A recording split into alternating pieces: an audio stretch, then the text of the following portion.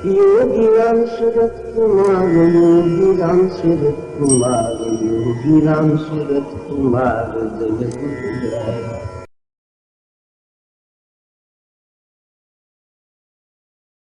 இந்த இனிய ஒரு நாள் 24 மணி நேரத்தை நம் கையில் பகவான் கொடுத்திருக்கிறார்.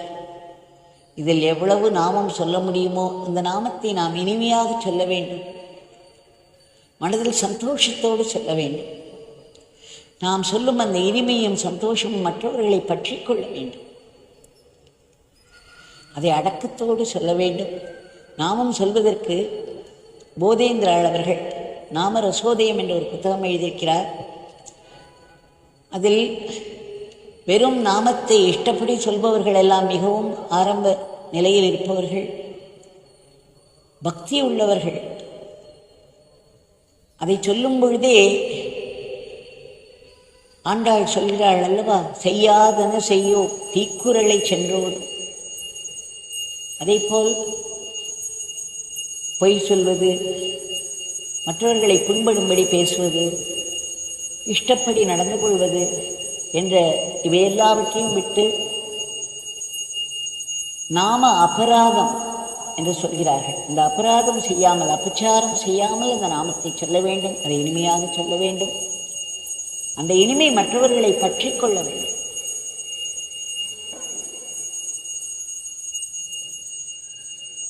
அவர்களாக வந்து, மற்றவர்கள் வந்து நம் அருகில் உட்கார்ந்து கொண்டு சொல்ல வேண்டும். அந்த ஒரு இனிமை, அது ஒரு அந்த நாமம் சொல்வதிலும் ஒரு பொறுப்பு இருக்கிறது. நாம் இன்றைக்கு ஒரு காட்சியை பார்ப்போம். பகவானிடம் நாம புஷ்பங்களை சமர்ப்பித்து விட்டோம், அவருடைய பெயர் அருளினார். இன்றைக்கு மறுபடியும் ஒரு காட்சியை பார்ப்போம். இந்த மாதிரி நிகழ்ச்சிகளை முன்பே பார்த்திருக்கிறோம். இது இன்னும் ஒன்று. ஆனால் இதில் ஒரு பெரிய படிப்பினை இருக்கிறது நமக்கு. வைசாகை சேர்ந்த ராதா பாலாஜி ஒரு முறை எனக்கு இமெயில் அனுப்பியிருந்தார். அவர் சொன்னார், தினமும் காலை வேளைகளில் வீட்டு வேலை செய்தபடியே ஆசிரமத்தில் நடக்கும் இந்த நாம சங்கீர்த்தனத்தை கேட்டுக்கொண்டே கூடவே பாடிக்கொண்டே செய்வார்களாம். அதில் மனம் ஒன்றி செய்வார்களாம். அப்பொழுது தினம் தினம் நடக்கும் சத்சங்கத்தில் ஒரு நிகழ்ச்சியை அவர் நினைவு கூர்ந்தார். எப்படி ஒருவருக்கு அவருடைய லைசன்ஸ் தொலைந்து போய் ஒரு வருடம் கழித்து ரோட் சைடில் யாரோ வீசி எறிந்து விட்டு சென்றிருப்பார்கள். இவர் கண்ணில் பட்டு அவர் சைக்கிளில் செல்லும் பொழுது, ஒரு கிராமத்திலிருந்து இன்னொரு கிராமத்துக்கு செல்லும் பொழுது, சைக்கிளில் போகும் பொழுது அந்த வேகத்தில், காற்றின் வேகத்தில் அவர் கையில் இருந்த அந்த லைசன்ஸ் ஆனது பறந்து எங்கோ அங்கே இருக்கும் ஒரு புதருக்கு பக்கத்தில் போய் விழுந்து விட்டது. அதை இவர் கவனிக்கவில்லை. பிறகு எத்தனையோ தேடியும் இவருக்கு கிடைக்கவில்லை. இவர் நாமத்தை மட்டும் சொல்லிக் கொண்டிருந்தார், நம்பிக்கையை இழக்காமல். ஒரு வருடம் கழித்து அதே வழியாக போகும்பொழுது ஒரு இடத்தில் அந்த லைசன்ஸ் கிடையாது. சற்று மண் மேலே பட்டிருந்தது, ஆனாலும் அவருக்கு கிடைத்து விட்டது. அதே போல் இன்னும் 2-3 நிகழ்ச்சிகளை எல்லாம் நாம் பார்த்திருக்கிறோம். ஒருவர் ட்ரெயினில் போகும்பொழுது ஒரு பெட்டியில் தன்னுடைய எல்லா உடைமைகளையும் வைத்து, முக்கியமான டாக்குமெண்ட்ஸ் எல்லாம் வைத்து, பிறகு அந்த இதை அப்படியே விட்டு சென்று விடுகிறார். பிறகு அவர் வீட்டில் உள்ள அனைவருமாக சேர்ந்து நாமம் சொல்லிக்கொண்டே, அவர் ஒரு முஸ்லிம், அவருக்கு பகவானுடைய நாமத்தில் அத்தனை ஈடுபாடு.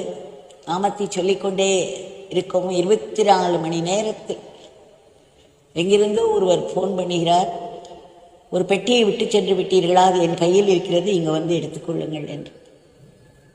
நாம மகிமை, நாமத்தின் மகிமையை சொல்லி மாளாது. ராதா இதையெல்லாம் அசை போட்டுவார்கள் இருந்தாரா, அவருக்கு ஒரு ஃபோன் கால். அவருடைய மகன் பெங்களூரிலிருந்து சொல்கிறான், அம்மா என்னுடைய வேலெட்டை தொலைத்து விட்டேன், அதில் தான் எல்லாம் அடங்கி இருக்கிறது. என்னுடைய ஆதார் கார்டு இருக்கிறது, ஓட்டர் ஐடி இருக்கிறது, லைசன்ஸ் இருக்கிறது, டெபிட் கார்டு இருக்கிறது, பேன் கார்டு இருக்கிறது, எல்லாம் போய்விட்டது. உடனே அவர் சொன்னால், இல்லை இல்லை, பகவானுடைய நாமத்தில் கிடைக்காது எதுவும் கிடையாது, நீ முதலில் நன்றாக தேடிப்பார், உன்னுடைய ஆஃபீஸில் உட்கார்ந்த இடத்தை தேடிப்பார், உன்னுடைய 2 வீலர் அதை நன்கு தேடிப்பார், வீடு முழுவதும் அலசிப்பார், நிச்சயமாக அது கிடைக்கும்.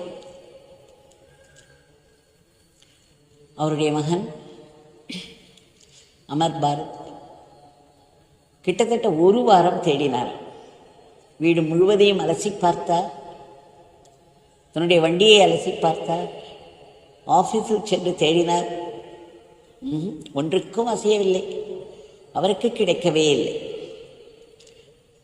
அப்பொழுது ராதாவிற்கு ஒன்று தோன்றியது. உடனே பகவானிடம் எழுதி வைத்தார், பகவான், அத்தனை முக்கியமான பேப்பர்கள் அதில் இருக்கின்றன, தாங்கள் தான் அதை எங்களுக்கு எடுத்து தர வேண்டும் என்று சொல்லி நாமும் சொல்லிக்கொண்டே இருந்தார்கள் எல்லோரும். அவர்கள் வீட்டில் அவர் பகவானிடம் எழுதி வைத்து விட்டார். அது 2020ஆம் ஆண்டு ஜூன் மாதம் நடந்தது. சரியாக 1 மாதம் கழித்து, இதே 2/8, 2-3 நாட்கள் முன்னாடி என்று வைத்துக் கொள்ளுங்கள். ஆனால் 2020இல் அவருக்கு மறுபடியும் ஒரு ஃபோன் கால் வருகிறது. அவருடைய பையன் சந்தோஷமாய் சொல்கிறான், அம்மா கிடைத்து விட்டது. அவன் சொல்கிறான், எந்த இடமெல்லாம் தேடி தேடி பார்த்தேன், ஒன்றுமே இல்லை, நிறைய முறை பார்த்தேன், கண்ணில் படவே இல்லை. ஆனால் நீ பகவானிடம் பிரார்த்தனை எழுதி வைத்து நாமும் சொல்லிய பிறகு எனக்கு ஏதோ ஒரு பென் ஹோல்டர் ஒன்றை தேடுவதற்காக அந்த ஷோகேஸ் கிளாஸை, இந்த ஷோகேஸ் கதவை தள்ளினேன், பளிச்சென்று முன்னால் இருக்கிறது. அம்மா, இது எப்படி சாத்தியம்? நாம் தேடி தேடி காணாத அதே இடத்தில் 1 மாதம் கழித்து நாமும் சொல்லி பிரார்த்தனை செய்த பிறகு அதே இடத்தில் கண்முன்னே பளிச்சென்று தென்படுகிறது. அதில் எல்லாம் இருக்கிறது, ஒன்று கூட குறையவில்லை.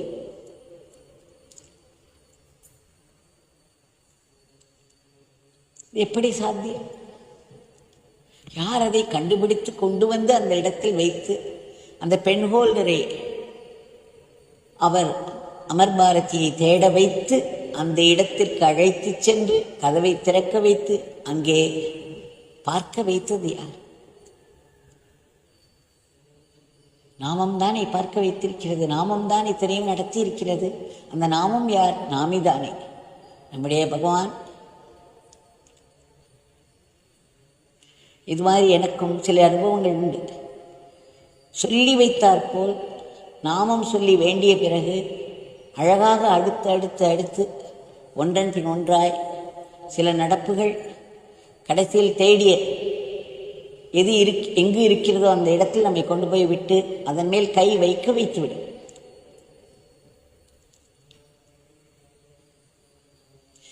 அதே போல் அவருடைய மகன் அமர் பாரதிக்கு திருமணம் முடிந்து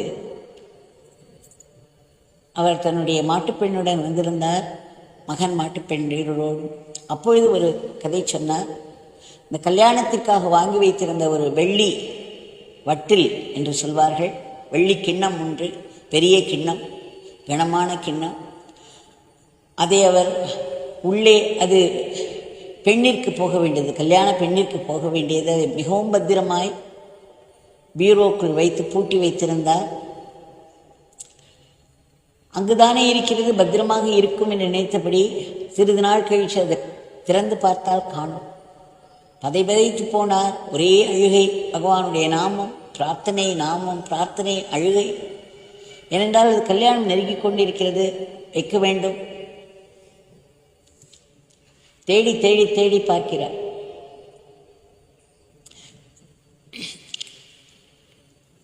கல்யாணத்துக்கு பிறகு என்று நினைக்கிறேன், மாட்டுப்பெண் வீட்டுக்கு வந்த பிறகு அவருக்கு எவ்வளவு பெரிய சங்கடம். அவளுக்கு உரியது அது, அதை மிகவும் பத்திரமாக வைத்திருந்தால் அது காணவில்லை. ஏதோ ஒரு சமய சந்தர்ப்பத்தில் அதை உபயோகித்துக் கொள்ள வேண்டும். முற்றிலும் தேடிவிட்டார், ஒரு இடத்திலும் காணவில்லை. அதன் பிறகு நாமமும் அழுகையும் பிரார்த்தனையும். ஒரு நாள் வேறு பாத்திரங்கள் வைத்திருக்கும் இடத்தில் கதவை திறந்தால் முன்னால் உட்கார்ந்து கொண்டிருக்கிறார். அந்த இடத்தில் அவர் அத்தனை தேடியிருக்கிறார். முன்பு அலட்சி எல்லாவற்றையும் நகர்த்தி வைத்து வேண்டாம் பார்த்திருக்கிறார். அப்பொழுது இல்லாத அந்த பாத்திரம், இத்தனை நாமம் அழுகை பிரார்த்தனை சொன்ன பெண் எப்படி அங்கே வந்து உட்கார்ந்திருக்கிறது? அந்த பாத்திரத்துக்கு ஏதோ கைகால்கள் இருந்தது, நடந்து வந்து அங்கே உட்கார்ந்தது போல். சைத்தன்யம், நம்முடைய பகவானுடைய சைத்தன்யம், பகவானுடைய தெய்வீகம் எதையும் சாதித்துக் கொடுக்கும். நாம் அப்படி அவரை பிடித்து கொள்ள வேண்டும். அவரை பிடித்து கொள்வது என்பது அவருடைய நாமத்தின் மூலம்தான் சாத்தியம். அவருடைய நாமத்தை பிடித்து கொள்ள வேண்டும், அவருடைய பாதங்களை பிடித்து கொள்ள வேண்டும். இறைஞ்சி அழுதோமானால் இறைவன் இதோ இருக்கிறேன் என்று.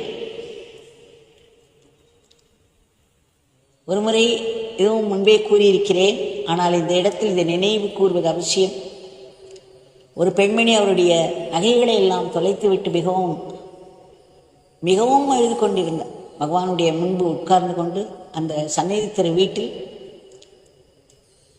பகவான் திரும்ப திரும்ப கேட்கிறார், எங்கு வீட்டில் தான் பீரோவில் வைத்திருந்தேன், காணவில்லை. மிகவும் விலை உயர்ந்த நகைகள். அப்பொழுது உடனே என் பக்கம் திரும்பி, தேவகி நீ நாமத்தை சொல்ல ஆரம்பி என்றார்.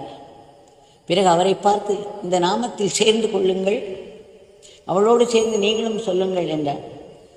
நான் சொல்லிக் கொண்டிருக்கும்போது சிறிது நேரம் பாடுவார்கள். பிறகு அவர்களுக்கு மறுபடியும் அந்த நினைப்பு வந்துவிடும். தாங்க முடியாமல், துயரம் தாங்க முடியாமல் மறுபடியும் அழ ஆரம்பித்து விடுவார்கள். உடனே பகவான் சொன்னார், இவள் நாமம் பாடுகிறாள், இவளோடு சேர்ந்து பாடுங்கள். மறுபடியும் 2 நாமம் சொல்வதற்குள் அவருக்கு துக்கம் மேலிட்டுவிடும், அழ ஆரம்பித்து விடுவார். அப்பொழுது பகவான் என்னிடம் திரும்பி என்ன சொன்னார் தெரியுமா? இவருக்கு நாமம் என்னும் அந்த கிரீடம், கிரவுன் ஜுவல் என்று சொல்வார்கள். அதாவது தலையில் சூடிக்கொள்ளும் கிரீடம் தானே எல்லாவற்றிலும் மிகப்பெரியது. ஆபரணங்களில் எல்லாம் மிக சிறப்பு வாய்ந்த ஆபரணம் தலையில் நாம் சூடிக்கொள்ளும் மகுடம். அது ஒரு உயர்ந்த பதவி, அதற்கடையாளம். அது எல்லாவற்றிலும் சிறந்த அந்த கிரவுன் ஜுவல், அந்த மக்குடத்தை நான் இவரிடம் கொடுக்கிறேன். இவர் அதை ஏற்றுக்கொள்ளாமல் தொலைந்து போன தங்க ஆபரணங்களை நினைத்து அழுகிறார் என்றார். நாமும் எல்லாவற்றிலும் சிறந்த ஒரு ஆபரணம். அது நம்மை மேலே தூக்கி கொண்டு போய் வைக்கும், நம்மை எம்பரர் ஆக்கிவிடும், நம்மை சக்கரவர்த்தியாக ஆக்கிவிடும். நம் தலையில் சூடிக்கொள்ளும் அந்த மணிமக்குடம், அந்த நாமம், இதை நாம் நினைவில் வைத்துக் கொள்ள வேண்டும். நாம் அனைவருமே நம்முடைய உண்மையான சொரூபத்தை தொலைத்து விட்டோம்.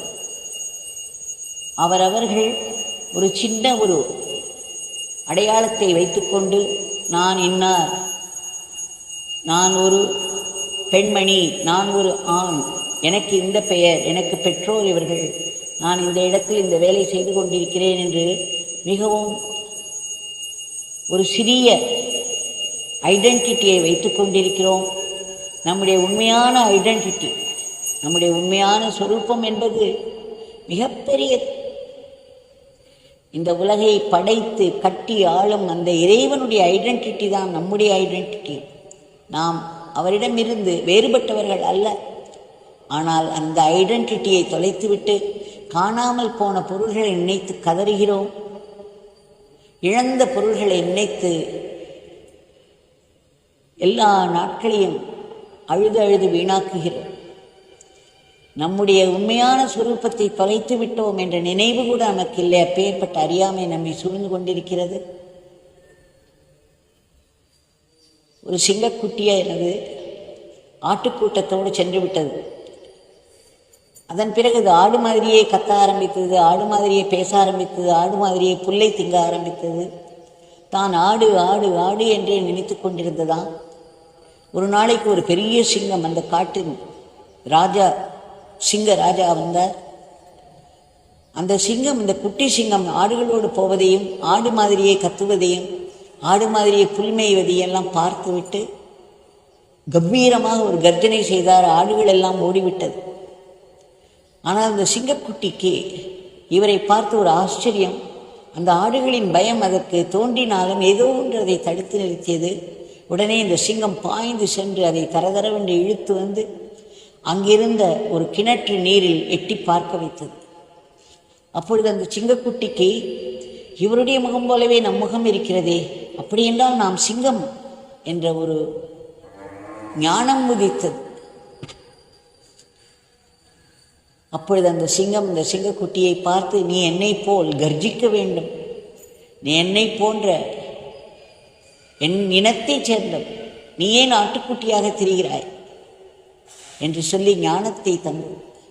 அதுபோல்தான் இறை நிலையில் இருக்க வேண்டிய நாம் எப்படியோ கீழே விழுந்து ஒரு சாதாரண ஒரு அடையாளத்தை மாட்டிக்கொண்டு சாதாரண ஒரு ஐடென்டிட்டியை தூக்கி போட்டுக்கொண்டு அதுதான் நாம் என்று நினைக்கிறோம்.